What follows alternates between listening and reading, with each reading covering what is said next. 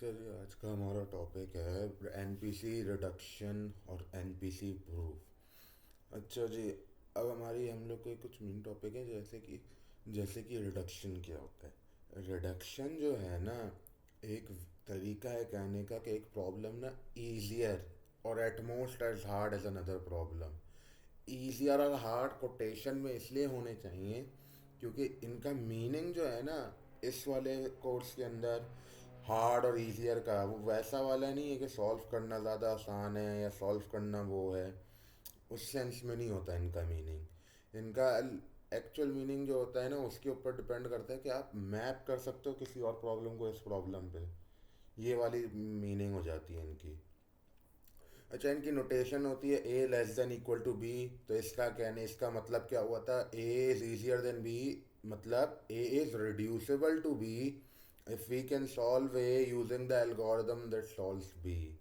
Reduction का main काम यही है कि अगर तुम्हें एक एल्गोरिदम ए और एक एल्गोरिदम बी दिया जाए, अगर वो दोनों अगर तुम ए प्रॉब्लम को बी के ऊपर रिड्यूस कर सकते हो ना, ए के प्रॉब्लम को बी पे रिड्यूस कर दो, तो बी के एल्गोरिदम से ना तुम ए वो सॉल्व कर सकते हो और फिर ए की प्रॉब्लम भी उस बी के एल्गोरिदम से सॉल्व हो जाएगी। यहाँ पे लिखा हुआ है the basic premise of reduction is that if we can reduce the inputs of problem A to problem B, then we can solve A using the algorithm for B. यही वाली बात यहाँ पे भी कर रहे हैं कि हम यहाँ पे बस बेसिक सी बात बोली है कि अगर तुम्हारी एल्गोरिदम प्रॉब्लम ए है, वो तुम्हें प्रॉब्लम ए सॉल्व करनी है।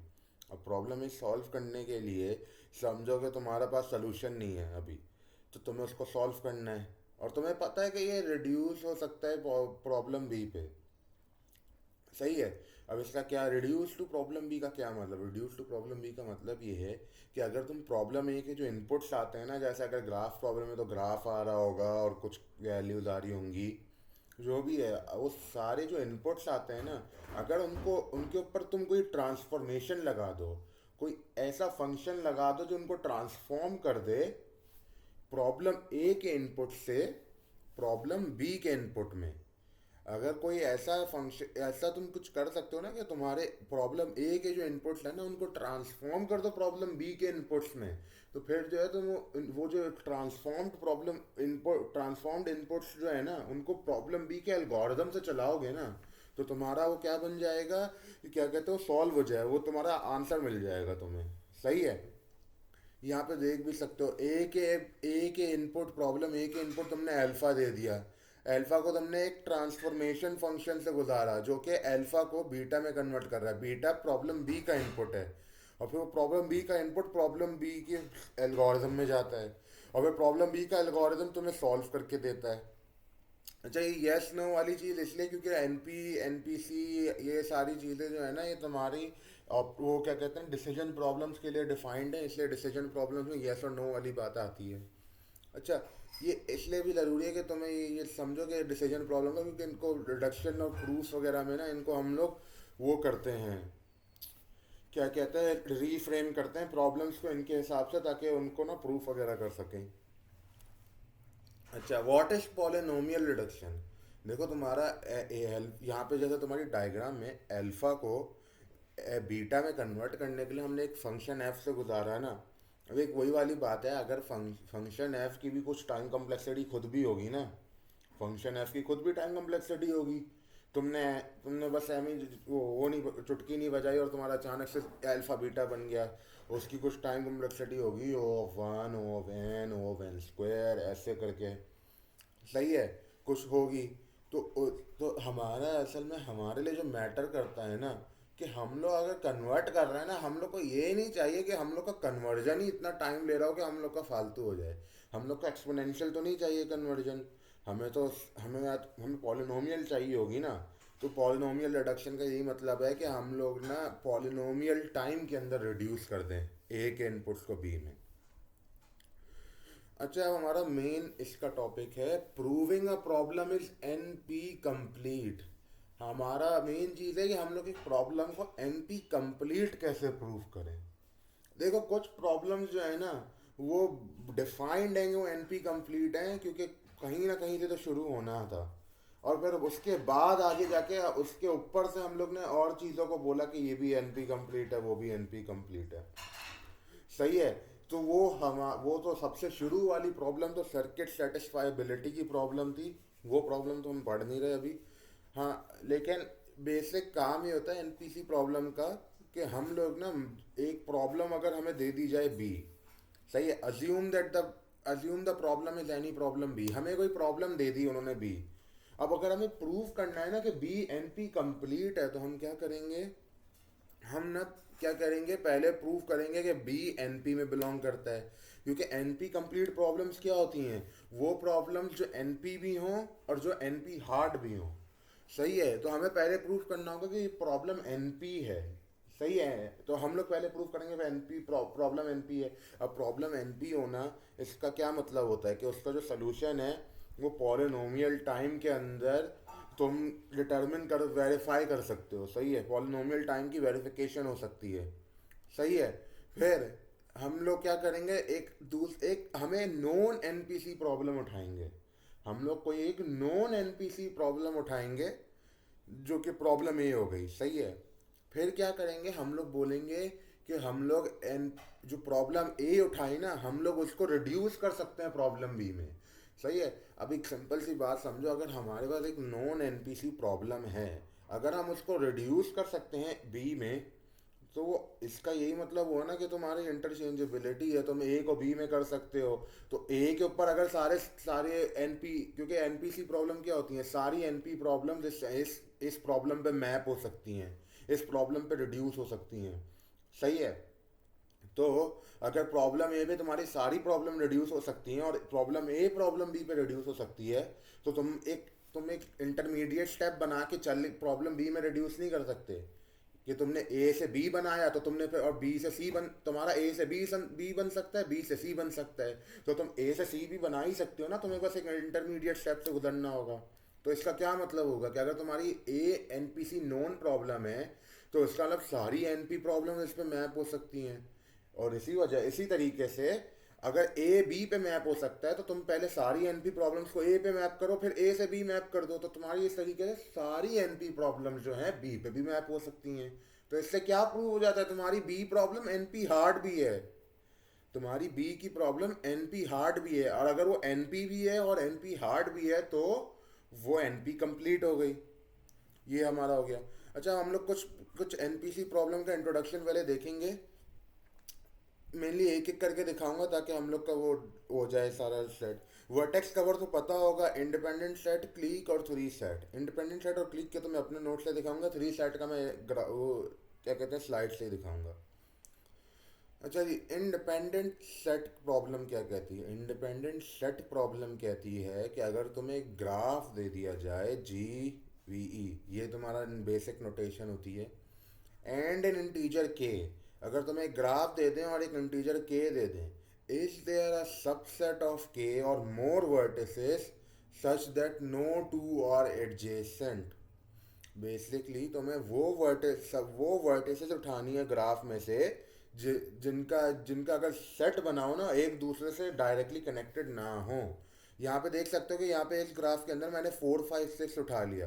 देखो 4 5 और 6, अगर समझो अगर ग्राफ में से हम लोग बस ये वाले हिस्से काट देते, ये वाला हिस्सा काट देते, ये वर्टिसेस और इनकी इनकी अगर इंटरकनेक्टेड एजेस हैं उनको काट देते और निकालते, तो बताओ क्या ग्राफ के अंदर एज कोई एज बन रही होती। ये तो हमें चेक करना होता है।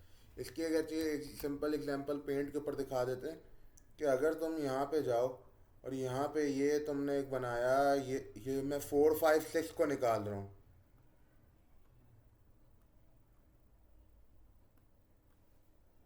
बात देखो, यहाँ पे 4 5 6 के बीच में तो लाइंस थी नहीं, और हमारा ग्राफ से हमने बस यही वाली वर्टिसेस निकाल दी। हमने यही वाली वर्टिसेस बस निकाल के रख दी, हमने बोला ये नया ग्राफ बन गया। अब हमारे उसमें देखो 4 से 2 की लाइन है, 4 से 1 की लाइन है, लेकिन 1 और 2 उस ग्राफ में है नहीं। इस ग्राफ में है नहीं 1 और 2, तो वो लाइन बनेगी नहीं। तो तुम्हारे इसके अंदर 4 क्या 5 से कनेक्टेड है, नहीं है। 4 क्या 6 से कनेक्टेड है, नहीं है। 6 क्या 5 से है, नहीं है। 5 क्या 4 से है। तुम्हारी बेसिकली इंडिपेंडेंट सेट के अंदर ना कोई एज नहीं आनी चाहिए। इंडिपेंडेंट सेट जो है ना उनके बीच में कोई भी एज नहीं होनी चाहिए। वो तुम्हारा इंडिपेंडेंट सेट कहलाएगा। सही है। तो यहाँ पे 4 5 6 है, यहाँ पे और भी ऑप्शन हो सकते हैं, ये नहीं होता कि और ऑप्शन नहीं होते। तुम्हारा जैसे 6 ले लो, 2 ले लो, बस वो भी एक इंडिपेंडेंट सेट हो जाता है। सही है। या फिर तुम्हें अगर लेना है तो 6 ले लो, 3 ले लो, 4 ले लो, वो भी एक इंडिपेंडेंट सेट हो जाता है। बहुत सारे इंडिपेंडेंट सेट बन सकते हैं ये सही है। अच्छा, क्लीक क्या होता है? क्लीक जो है ना, क्लीक इंडिपेंडेंट सेट का उल्टा होता है। क्लीक कहता है कि क्या इंडिपेंडेंट सेट कहता है कि सबसेट के अंदर ना, वो जो सबसेट बनाया वर्टिसेस का, उनके बीच में एज नहीं होनी चाहिए। क्लीक कहता है कि अगर तुमने सब वर्टिसेस का सबसेट है ना, उसके अंदर हर किसी की एक दूसरे के साथ एज होनी चाहिए। जैसे कि यहाँ पे देखो 1 2 3, 1 का 2 के साथ है, 1 का 3 के साथ है, 2 का 3 के साथ है, ये सारे एक दूसरे से कनेक्टेड हैं। सही है। तो ये तुम्हारा क्लिक बनाता है। इसी तरीके से 1 2 2 3 2 4, 3 4 3 2, ये सारे एक दूसरे से कनेक्टेड है। 2 3 4 भी इंडिपेंडेंट ओ क्लिक बनाता है। और अगर हम लोग 1 से 4 पे भी एक लाइन बनाते हैं ना, 1 से 4 पे भी एक लाइन बना देते, तो फिर 1 2 3 4 भी क्लिक हो जाता। क्यों? क्योंकि 1 से 2, 1 से 3, 1 से 4 डायरेक्ट जा सकते हो, 2 से 3, 2 से 4 जा सकते हो, 2 से 1 जा सकते हो, ये 4 से 2, 4 से 3, ये सारा कुछ हो रहा है ना, तो इसका ये तुम्हारा क्लिक बना देता। सही है। अच्छा, अब हमें प्रूफ करना है कि वर्टेक्स कवर जो है एनपी कंप्लीट है। हमारा अगर हमें प्रूफ करने जाएं, वर्टेक्स कवर याद होगा, पर हमें प्रूफ करना है कि वर्टेक्स कवर जो है एनपी कंप्लीट है। सही है। तो हम लोग उसको प्रूव करने के लिए क्या करेंगे? हम लोग बेसिकली ये करेंगे पहले कि वो एनपी है। हमें प्रूफ करना है कि ना कि वो एनपी के अंदर आता है। अब तुम एक सिंपल सी बात बताओ, अगर मैं तुम्हें एक वो दे दूं, एक एक ग्राफ का सब वो दे दूं और बोलूं कि इसका वर्टेक्स कवर ये है विद साइज ये है। अगर मैं बोलूं साइज के का वर्टेक्स कवर ये है, तो मुझे चेक करने के लिए क्या करना होगा? पहले तो चेक करना होगा कि साइज सही है दोनों का। सही है, वो चेक करा। सही है। फिर मुझे क्या चेक करना होगा? मुझे चेक करना होगा कि हमारा जो वो जो वर्टेक्स कवर का सेट दिया है, सारी एजेस उस वर्टेक्स कवर को करती हैं कवर या नहीं, ये देखना होगा ना। हमें सारी एजेस जो हमने अगर बोल दिया ये वर्टेक्स कवर है, अगर मैं कोई ग्राफ की कोई वर्टिसेस उठा के बोल दूँ ये वर्टेक्स कवर हैं, तो इसका क्या मतलब है? सारी एजेस को या उस वर्टेक्स कवर के अंदर की किसी ना किसी एक वर्टेक्स को टच करना होगा ना। सही है। सारी एजेस को उस वर्टेक्स कवर की किसी ना किसी को कम से कम एक वर्टेक्स को टच करना होगा ना। ये ज़रूरी है वर्टेक्स कवर के लिए। तो अगर वर्टेक्स कवर के लिए ज़रूरी है तो तुम्हें बस चेक यही करना है, एजेस को कंपेयर करते जाओ वर्टेसेस में। तो वो E times V O V in the end O V polynomial time बनेगा। पॉलिनोमियल टाइम में चेक कर सकते हो। तो पॉलिनोमियल टाइम में अगर वेरीफाई कर सकते हो कि वर्टेक्स कवर है, तो इसका क्या मतलब हुआ? कि वो ऑब्वियस बात है कि वो एनपी के अंदर आता है। सही है। अच्छा, फिर पिकिंग अ एनपीसी प्रॉब्लम। हम लोग जो है पिकिंग एनपीसी प्रॉब्लम, हमें कोई एनपीसी प्रॉब्लम उठानी है। मैंने इंडिपेंडेंट सेट उठा ली। इंडिपेंडेंट सेट एक नॉन एनपीसी प्रॉब्लम है, तो हम लोग बस उसको अभी उठा रहे हैं। सही है। हम लोग ऐसे इसको उल्टा भी कर सकते हैं। अगर हम लोग को कभी प्रूफ करना हो ना कि इंडिपेंडेंट सेट एनपी कंप्लीट है, तो हम लोग इसको उल्टा करके भी कर सकते हैं कि वर्टेक्स कवर से हम लोग रिड्यूस करें इंडिपेंडेंट सेट के अंदर, तो हम लोग प्रूव कर देंगे कि वो है एनपी कंप्लीट। अब हमें क्या करना है? हमें शो करना है कि एक पॉलिनोमियल टाइम रिडक्शन है from I independent set to vertex cover. अब देखो एक तुम्हारे प्रूफ करने के लिए ना तुम्हारी ये स्टेटमेंट होती है, A S is an independent set of size k or more if v minus s is a vertex cover of size v minus k। सही है। बेसिकली अभी आगे जाके करेंगे तो ज़्यादा समझ आएगा, ये ट्रांसफॉर्मेशन पे बाद में आते हैं। देखो प्रूफ इसका क्या है? देखो, अगर अभी दो पार्ट्स में प्रूफ है, एक नीचे वाला हिस्सा एक ऊपर वाला हिस्सा। हमारे मेन मकसद के लिए अगर तुम्हें बोला जाए ना वर्टेक्स कवर को एनपीसी प्रूफ करो इंडिपेंडेंट सेट के साथ, तो तुम ना मेन पार्ट ये 1 2 3 वाली लाइन जो है ना ये काफ़ी होगी। 1 2 3 वाली लाइन काफ़ी होगी, हमारे टीचर्स के लिए तो काफ़ी होगी यार। क्योंकि हमारे हमारे उसमें ऐसे चेक नहीं करते। लेकिन इन अ सेंस प्रॉपर तरीके से करना होता है ना, तो ये पूरा करना होता है। मैंने पूरा इसलिए भी लिख दिया है कि अगर कभी वर्टेक्स कवर की जगह इंडिपेंडेंट सेट को प्रूफ करना आ जाए ना एनपीसी, तो ये भी यूज़ कर सकते हो। सही है। अच्छा जी, हमारा हमारे प्रूफ के पार्ट्स देखते हैं। पहला है कि let S be an independent. हमारे पास अगर एक ग्राफ जी के अंदर इंडिपेंडेंट सेट दे दिया जाए with size greater than equal to k. सही है। ये बेसिकली ये वाला हिस्सा है, S is an independent set of size k if V minus S is the vertex cover of size V minus k. सही है। तो हमारा बेसिकली है कि अगर हमारा ये let S be an independent set in G with S greater than equal to K, मतलब कि एक इंडिपेंडेंट सेट एस जिसका साइज ग्रेटर देन और इक्वल टू के हो, अगर हमें वो दे दिया जाए, हम लोग S C is the complement of S. S C is the complement of S. सही है। कॉम्प्लीमेंट से मुराद क्या है, हमारे ग्राफ एस जो है वर्टिस एंड वर्टिसेस है ना उसका, क्या कहते हैं, सबसेट ऑफ वर्टिसेस है ना ग्राफ जी का। तो एस का कॉम्प एस सी जो है उसका एस का कॉम्प्लीमेंट है। एस का कॉम्प्लीमेंट होने का क्या मतलब है कि वो एस के अलावा जो वर्टिसेस है ना ग्राफ की, वो है वी माइनस एस। तभी वी तुम्हारे ओरिजिनल ग्राफ की सारी वर्टिसेस, एस तुम्हारे इंडिपेंडेंट सेट की वर्टिसेस। तो वी माइनस एस वो इंडिपेंडेंट सेट के अलावा वाली वर्टिसेस। सही है। फिर फिर हमारा आता है claim S C is a vertex cover, क्योंकि हमने यहाँ पे क्या बोला है, S is an independent set of size k if V minus is a vertex cover of size V minus k. तो हमें ये एस सी जो है वी माइनस एस है ना, तो हमें प्रूफ करना है ना कि V minus S S C vertex cover है। तो हमें ये प्रूफ करना है। तो अब अगर हम लोग ये प्रूफ करने जाएंगे तो हम लोग देखेंगे since S is an independent set, no two vertices in it are connected by an edge. अगर हमारा जो एस है वो इंडिपेंडेंट सेट है, तो उसके अंदर कोई भी दो वर्टिसेस एक दूसरे से कनेक्टेड नहीं होंगे ना बाय एन एज। यहाँ पे देखो, यहाँ पे अगर यहाँ पे एक अलग से वो बना दें, एक और भी नोट्स बना दें, और हम लोग बोल रहे हैं कि ये इंडिपेंडेंट सेट है। देखो यहाँ पे कोई भी वर्टिस इनको कनेक्ट नहीं करती। सही है। ये कनेक्टेड नहीं है ना। सही है। अब ये बात और तुम्हारा ओवरऑल ग्राफ जो है ना, समझो ऐसा है कि तुम्हारे ओवरऑल ग्राफ में ये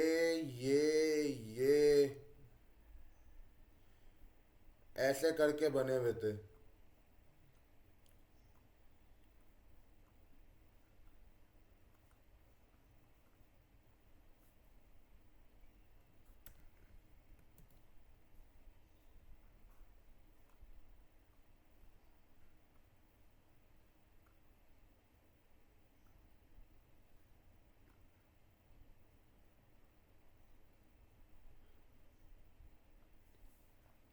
अब भाई बस देखो इधर, तुम्हें बोल दिया S C is an vertex का। अब तुमने देखो एस तुम्हारा यहाँ पे क्या होगा, एस तुम्हारा ये वाला हिस्सा होगा, ये जो छह वाला हिस्सा है ना। एक मिनट, इसके लिए कलर चेंज करके बना देता हूँ। ये वाली जो वर्टिसेस है ना तुम्हारी एस है, इनके बीच में कोई एज नहीं है ना। इनके बीच में कोई भी एज नहीं है। ये बात इंपॉर्टेंट है, इस सेट के अंदर कोई भी एज नहीं है। This means that every edge in E must have one or both of its end point in S C. अब तुम्हारे देखो, तुम्हारे ओवरऑल ग्राफ में तो एजेस हैं ना, तुम्हारे ओवरऑल ग्राफ में एजेस हैं।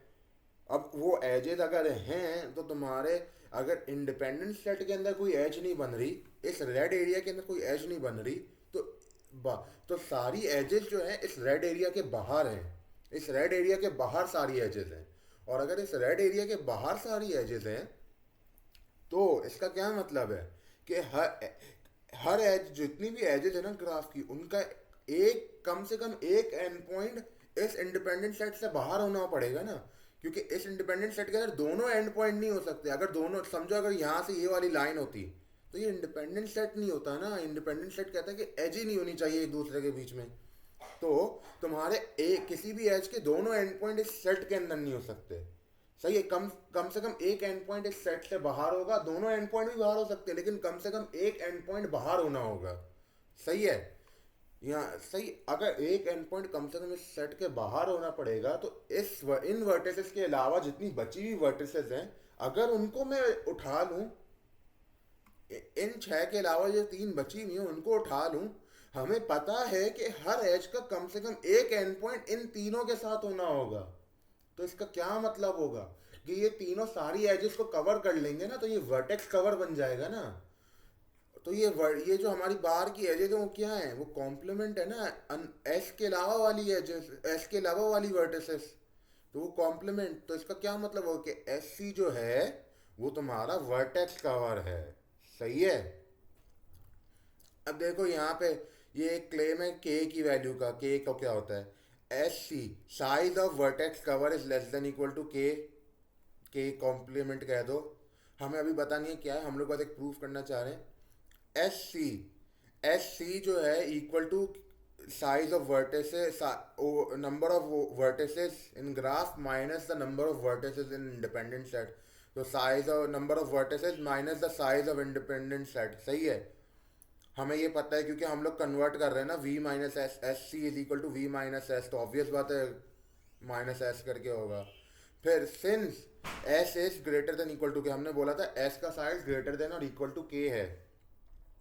तो अगर एस की वैल्यू बड़ी या बराबर ही होगी, तो अगर एस की जगह के रख दूं तो एस सी की वैल्यू जो है लेस देन या बराबर वी माइनस के की होगी ना, क्योंकि K is less than equal to S. तो के अगर less than equal to S है तो एस सी की असल वैल्यू तो के से माइनस के जो है माइनस एस से छोटा होगा या उसके बराबर होगा, लेकिन उससे ज़्यादा नहीं हो सकता। के की वैल्यू एस से ज़्यादा नहीं हो सकती, तो माइनस के इतना बड़ा नहीं है। तो S C less than equal to V minus K ज़्यादा छोटा होगा। ये शुरू हो गई बात और इससे प्रूव हो गया फिर। सही है। अच्छा, फिर हमारा होता है now proving if G has a vertex cover C of size C less than equal to K complement, then G has an independent set S of size S greater than equal to K।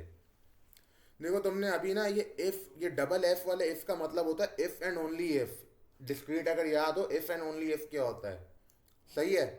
If and only if जो है वो अगर तुम apply करो वो उसके हिसाब से, तो फिर तुम्हारा आएगा कि उसके ऊपर ना,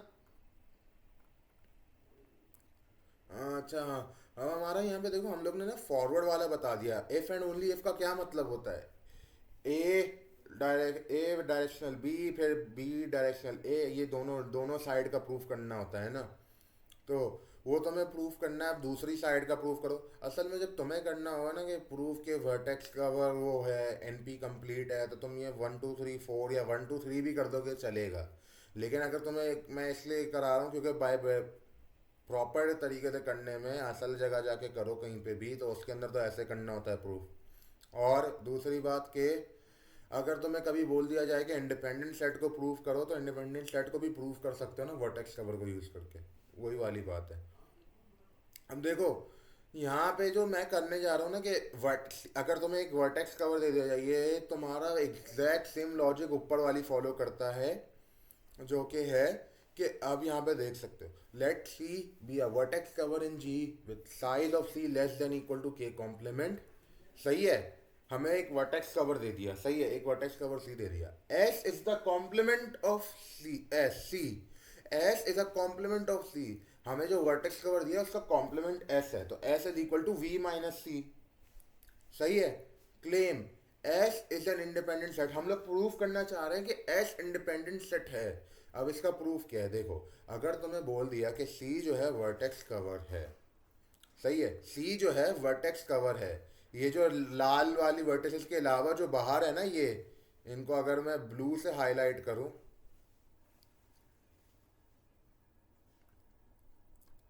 ये जो है ये वर्टेक्स कवर है ना।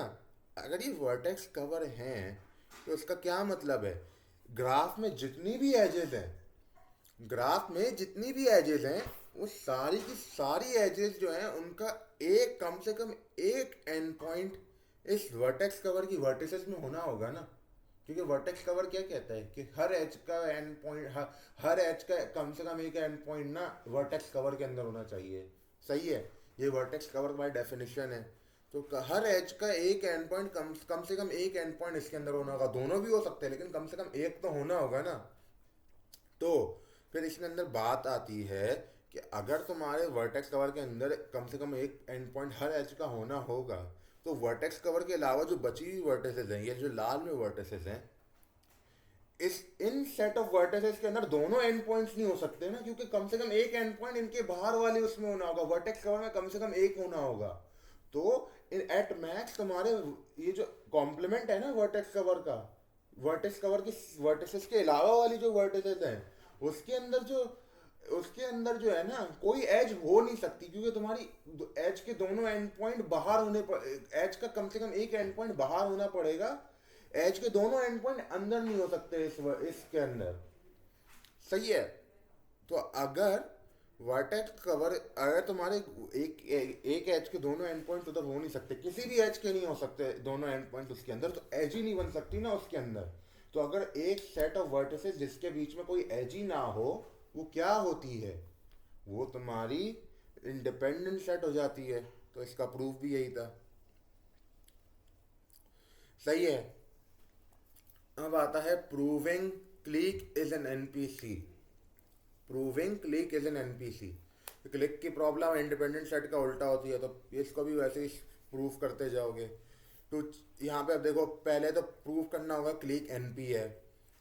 To check that a subset, basically हमें अगर हम लोग ने अगर बोल दिया कि ये तुम्हारा साइज के का क्लिक है, तो उसको चेक करना तो बहुत आसान है। तुम पहले चेक करो कि क्लिक के अंदर नंबर ऑफ वर्टिसेस जो हैं वो वो उसके बराबर हैं के। फिर तुम चेक करो कि वो जो है, अगर ये जो हमें ये दिया है ना, यू जो हमें क्लिक दिया है, क्लिक के सेट में चेक करो कि हर पेयर ऑफ वर्टिसेस जो क्लिक के अंदर है वो एक एज बनाता है या नहीं। हर पेयर ऑफ वर्टिसेस जो है क्लिक के अंदर वो एज है या नहीं ग्राफ के अंदर। अगर वो चेक करने में कितना टाइम लगेगा, के स्क्वायर जितनी नंबर ऑफ वो तुम्हें वो दे दिया ना, वर्टिसेस दे दिए, वो तुम्हें पेयर बनाने में उतना ही टाइम लगेगा, क्योंकि फिर तुम्हारा एन, फिर एन वो N minus one plus N minus two ऐसे करके चलेगा। सही है। तो वो तुम्हारा हो गया, वो तुम्हारा ओ ऑफ के स्क्वायर के टाइम में तुम चेक कर सकते हो, जो कि पॉलिनोमियल टाइम है। तो वेरिफिकेशन पॉलिनोमियल टाइम में तो मतलब एनपी में है। हम लोग ने वापसी इंडिपेंडेंट सेट उठा लिया क्लिक को करने के लिए। सही है। तो अब आ गया हमारी बात, क्या कहते हैं, proving there is a reduction from I S to clique. S is an independent set of size K in G if S is also a clique in a complement of G. सही है। हम लोग कह रहे हैं कि अगर हमारा एस जो है एक independent set of size K in graph जी है, वो तभी हो सकता है if and only if S is also a clique in the complement of G. मतलब कि एस जो है कॉम्प्लीमेंट ऑफ ग्राफ जी जो लोगे ना, अगर कॉम्प्लीमेंट ऑफ ग्राफ जी लो, तो एस ना अगर उसके अंदर क्लीक बनाए, तो तभी S independent set in G हो सकता है। बेसिकली यहाँ पे देखोगे कि the transformation is G of clique is equal to G complement of I S. अच्छा, कॉम्प्लीमेंट ऑफ ग्राफ करने का क्या मतलब होता है? कॉम्प्लीमेंट ऑफ ग्राफ करने का मतलब होता है कि वो तुम्हारा ना वर्टिसेस सारी सेम रहती हैं, तुम्हारी वर्टिसेस सारी सेम रहती हैं, लेकिन तुम्हारी एजेस चेंज हो जाती हैं। एजेस कैसे चेंज होती हैं? अगर यहाँ पे अगर आके देखा जाए, यहाँ पे अगर नीचे आए, देखो क्लिक के लिए ना क्या कहते हैं कि अगर तुम्हारी यहाँ पे देखो, जैसे ये एजेस बनी हुई हैं, ये सारी एजेस बनी हुई हैं, इस ग्राफ का जब कॉम्प्लीमेंट लोगे ना, इस ग्राफ का कॉम्प्लीमेंट, तो तुम क्या करोगे, जो एजेस बनी हुई है ना, जैसे 3 1 की एज है, 1 2 की एज है, जो एग्जिस्टिंग एजेस हैं ग्राफ जी के अंदर, उनको हटा दोगे, उनको हटा दोगे। सही है। और जो जिनके बीच में एजेस नहीं थी, जैसे 3 4 के बीच में एज नहीं थी, 3 5 के बीच में एज नहीं थी, उनके बीच में एज बना दोगे। ये देखो, ये होता है तुम्हारा कॉम्प्लीमेंट लेना ग्राफ का। सही है। ये कॉम्प्लीमेंट ले लिया ग्राफ का। अच्छा, अब क्या करना है? अब हमें प्रूफ करना है कि इंडिपेंडेंट सेट वाला। तो अब यहाँ पे वापसी, let S be an independent set of size K in G. Let S be an independent set of size K in graph G. G bar is the G complement is the complement of G where the edges are reversed। सही है, वही वाली बात है edges reverse होने की। हम लोग क्लेम करते हैं कि S जो है क्लीक है G कॉम्प्लीमेंट के अंदर, S जो है G कॉम्प्लीमेंट के अंदर क्लीक है। हम लोग इसको प्रूफ देखें। Since S is an independent set in G, since S is an independent set in G, मतलब कि ये meaning they are meaning no edges are found between any pair of vertices in S. ये बात देखो, इनके बीच में कोई as है नहीं है, इनके बीच में तो कोई एज नहीं है। इनके बीच में अगर कोई एज नहीं है तो एक बात बताओ, जब कॉम्प्लीमेंट लेंगे ग्राफ का, जब ग्राफ का कॉम्प्लीमेंट लेंगे तो कॉम्प्लीमेंट लेना क्या कहता है? अगर एज नहीं है तो एज बना दो, एज नहीं है तो एज बना दो। तो अगर इनके बीच में, इन इस लाल वाले के बीच में किसी के बीच में एज नहीं है तो इसका क्या मतलब होगा? जब कॉम्प्लीमेंट लोगे ग्राफ का, इन सब के बीच में एज बन जाएगी, इन सब के बीच में एज बन जाएगी, ये सारे एक दूसरे से कनेक्टेड हो जाएंगे।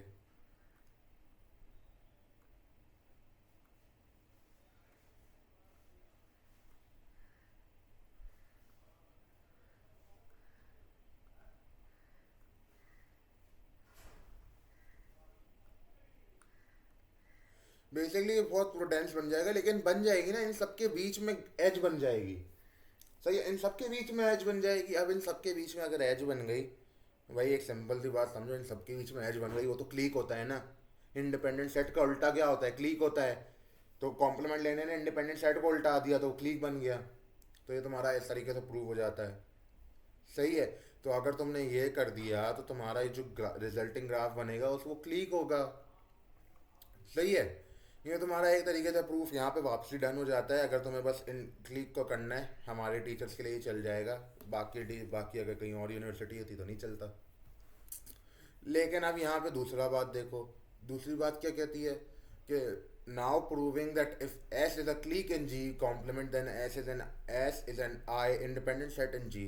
ये बस बात याद रख लो, अगर तुम्हें कभी इंडिपेंडेंट सेट को प्रूव करना हो तो क्लिक से कर दो। Let S be a clique in G complement. सही है, let S be a clique in G complement. Claim S is an independent set in G. अगर हमें ये बोल दिया कि एक जी कॉम्प्लीमेंट के अंदर एस जो है क्लीक है, तो हम कह रहे हैं कि एस जो है ना इंडिपेंडेंट सेट है जी के अंदर। सही है, तो हम लोग इसका प्रूव करते हैं since S is a clique in G. अब वही वाली बात आ गई, अगर अब मैं यहाँ पे जाऊँ, मैं अगर यहाँ पे आके ना, मैं यहाँ पे से कुछ वो नो वो हटा देता हूँ। समझो ये लेते हैं, ये करते हैं। देखो अब अगर मैं कह रहा हूँ कि क्लिक है, क्लिक का क्या मतलब? ये कनेक्शन, ये कनेक्शन, ये कनेक्शन, ये कनेक्शन, ये कनेक्शन, ये कनेक्शन, ये हमारा क्लिक है। सही है। अब अगर मैं ये क्लिक इन जी कॉम्प्लीमेंट, अगर मैं इस ग्राफ का कॉम्प्लीमेंट लेता हूँ, वही वाली बात हुई, इस ग्राफ का अगर कॉम्प्लीमेंट लूँ, तो बात बताओ, ये सारी एजेस जो कनेक्ट हो रही हैं, क्लिक के अंदर सारी एजेस को कनेक्ट होना होता है ना, ये जो सारी एजेस कनेक्ट हो रही हैं, ये सारी एजेस हट जाएंगी ना, ये सारी एजेस हट जाएंगी। तो फिर ये क्या बचा? ये तो सेट ऑफ वर्टिसेस बची जिनके बीच में कोई एज ही नहीं है। जिनके बीच में कोई एज नहीं है तो वो क्या ग्राफ कहला, वो क्या सबसेट कहलाता है? वो क्लिक कहलाता है। तो ये हमने क्लिक बना दिया। सही है। ये था बस हमारा अभी का टॉपिक। थ्री सेट की अलग से वीडियो बनाऊंगा मैं अभी। तो उसके लिए सही है, फिर अल्लाह हाफिज़।